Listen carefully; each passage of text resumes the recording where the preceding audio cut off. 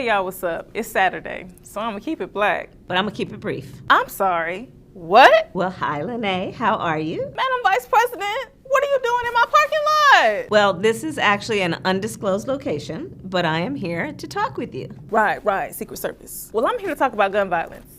Again. Let's get into it. Last Wednesday in Atlanta, Georgia, 24-year-old Dion Patterson walked into the waiting room of Northside Medical Center around lunchtime and opened fire with a semi-automatic handgun, killing one woman and wounding 4 others. And I'd really love to talk about something else. I really would. But this shooting actually happened just 2 blocks away from me while my man was outside walking the dog. And it seems like more and more communities are going to have to be touched by gun violence for the call to action to be loud enough for some type of meaningful legislation to happen. Inquiring minds want to know, why doesn't there seem to be any talk of an executive order? Well, actually, the president signed an executive order in March. What? That wasn't in my notes? Yes, and that's not all. President Biden and I believe that all people in all communities deserve to be safe, and that is why President Biden signed the most significant gun reform legislation in nearly 30 years. And then he took executive action. President Biden signed an executive order that strengthens background checks, keeps guns out of dangerous hands, and cracks down on gun dealers who break the law. These are important steps, but there is so much more to do. So you two have done what's in your power, and now we're waiting on Congress?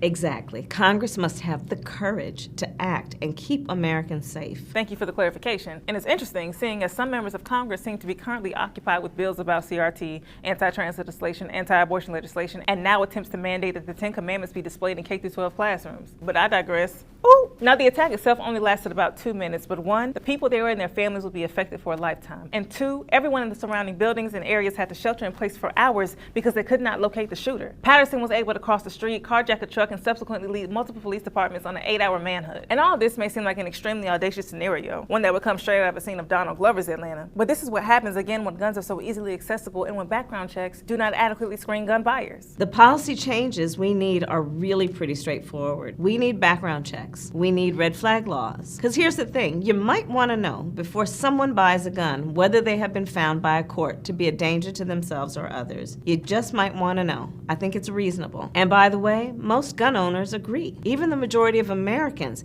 support background checks for all gun purchases. Repeatedly, we see that some mass shooters often suffer from or have had a history of mental illness. So how is it that we live in a country where someone who's experiencing a mental health crisis has an easier time getting their hands on an automatic weapon than the care and the help that they need? It's pretty straightforward. There are not enough leaders in state houses and in the United States Congress who have the courage to fight for the safety of our children. If they did, they would pass these common sense gun safety laws. For the safety of our children is correct. And I don't know if y'all know this, but part of our vice president's job is to physically travel across the country as one of our nation's leaders. So she was here in Atlanta after the shooting in the massage parlor in 2021, in Chicago last year after the shooting in Highland Park, in Buffalo, New York when we lost some of our black elders in that grocery store, and then in Nashville to stand in solidarity with the Tennessee Three. And she wasn't just offering condolences, but stressing the fact that we do not have to live like this, and making it plain that we will not be silenced in this effort to ban assault weapons. Let us reject the false choice that you're either in favor of the Second Amendment or you want reasonable gun safety laws. We can and we must do both. Tell the truth, shame the devil. We need leaders to join President Biden and me and step up and protect our children. Because how are you going to be a leader when all you're doing is following? Great question. We have had 210 mass shootings this year so far. 210. And I realize to Americans, these numbers probably don't even sound crazy anymore. So let me break it down for you a little bit. In each of the last 3 years, America has surpassed over 600 mass shootings. Not just gun deaths, not just gun-related incidents, but mass shootings. 610 in 2020, 690 in 2021, and 647 in 2022. And that's just about 2 a day on average. And I'm tired of preaching to the choir, so yeah, y'all have signed the first gun safety legislation in 30 years and an executive order. But if one side of Congress seems to be twiddling their thumbs, the question is, what are we voting for at this point? You've seen the stats. Gun violence is now the #1 cause of death of our children in this nation. And 1 in 5 Americans has lost a family member due to gun violence. And you know, while all this violence impacts communities in devastating ways,